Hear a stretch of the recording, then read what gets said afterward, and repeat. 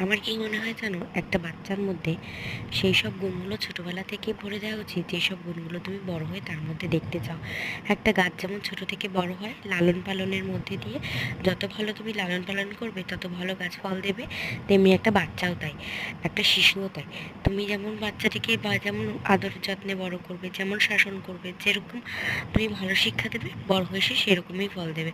আর যদি ছোট্ট শিশুকে তুমি দেখাও যে তার বাড়িতে ঝগড়া হচ্ছে, সে কিন্তু সেই সবই শিখবে। আর একটা বাচ্চাকে যদি তুমি দেখাও যে দেখো কি করে সংসার মানে সম্পর্ক ভালো রাখতে হয়, কি করে যত্ন নিতে হয়, তেমনি সেগুলোই শিখবে। যেমন দেখো আমার মেয়ে আজকে অনেক দিন হয়ে গেল আমি ছাদে উঠি না। তো আমার মেয়ে যেই আজকে ছাদে উঠেছি, গাছগুলো পরিষ্কার করছি, ও নিজে থেকেই বলছে মাম্মা গাছে আমি জল দেবো। আমি বললাম হ্যাঁ দাও। ও নিজে গাছে জল দিল।